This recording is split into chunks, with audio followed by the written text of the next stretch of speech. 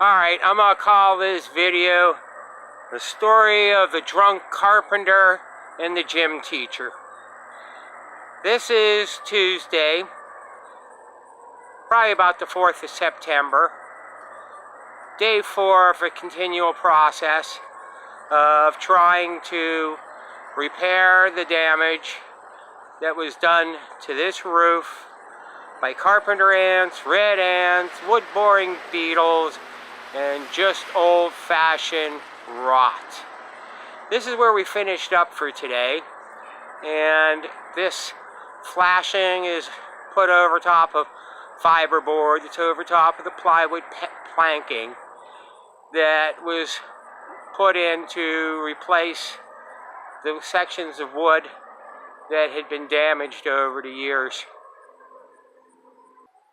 We don't think there was any damage done to the front of the house. It was mainly the back of the house that had suffered, because these trenches that are in the back of the house had been allowed to fill up with leaves and dirt, so the water was able to easily seep in underneath the roof, which is put on using, here I'll show you here, there's still remnants of it, rolled roofing. Rolled roofing was never intended to be used for flat roofs, and that's the decision that was made by the drunk carpenter. In fact, there was one point whenever my brother was trying to make measurements, and he says, "Was this guy drunk?" Well, earlier in the same day, one of my neighbors had indicated that he did good work, but he took twice as long as he was supposed to, and he was always drunk. I'll take you along the edge so you can inspect the rest of it.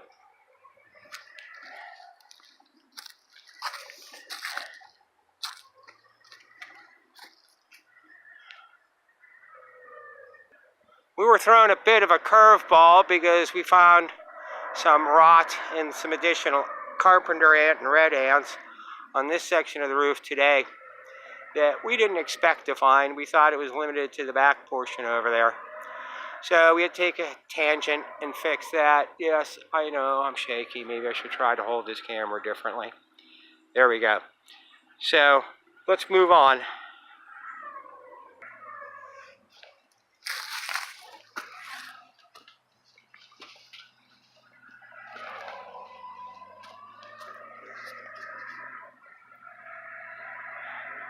I'm not doing really good at pausing this. Apparently I thought it was paused, but it wasn't. So here we go. This is the part that was really bad. We had to take out some of the wood that was supposedly holding up this roof. Can be seen here. And there's some more here for your viewing enjoyment. We really didn't have much of a decision to be made because it had been made by the ants long ago. So I mentioned the drunk carpenter. The other character was the gym teacher that bought this place and used it to hunt turkey and deer in the backyard and do archery, from what I can tell. And he was the one that let the place go to rot and be damaged. Here's some more of the structure that had been removed and we replaced. It was particularly bad along this edge of the building.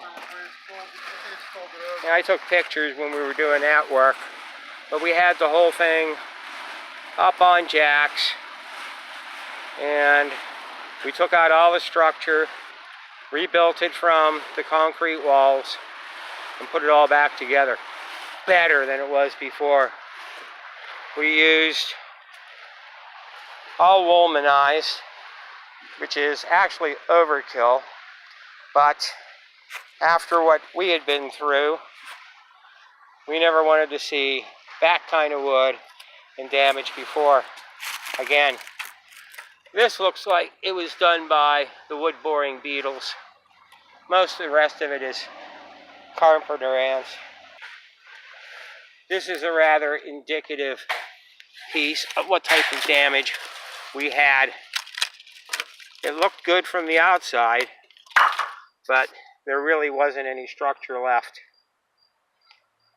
The trim was applied all around the back portion of the house, and I'm climbing down a hill, so forgive the shakiness. And I'll pause it as I get to the bottom here.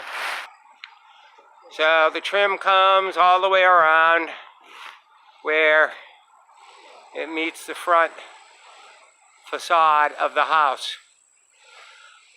So the only other thing I guess I should share is the neat toys my brother brought to play with. Alright, the first neat toy is the power wagon that acts as a mobile workshop. And instead of having to carry everything up the hill by hand, we can use the power wagon.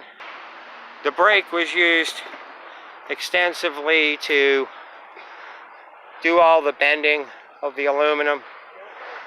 And he's got all the toys and attachments that go with it.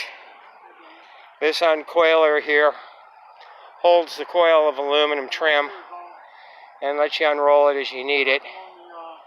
This cutter is really nice. I'll pull that back, but I'll show you what's nice about this thing. Alright, let's see if that'll hold. Alright, so what we have is two wheels that run past each other and act as a shear. So, where are they? There they are. And I'm really impressed by the edge they leave, where you would expect to have a sharp edge. This thing cuts real nice, straight and clean. And of course, what is a project like this without a pickup truck? So it's been doing the heavy lifting because it's four-wheel drive, and it'll let us actually, as you can see here, back up the truck so that we're level with the roof. Here my brother and brother-in-law are trying to size up a tarp to see how much of the roof we can cover with this one. I might have to run up the house and get another one that I've got like it. Then there's the assortment of power tools and air tools and everything else you want for this type of project. So it's been fun. We're going to be moving on to putting the rubber roofing down. It might start as early as tomorrow. So you're updated.